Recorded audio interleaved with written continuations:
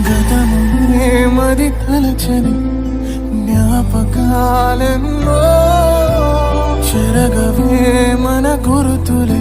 ఎప్పటికీ మన కథగా విడిచిపోలేనంటే ఎదలో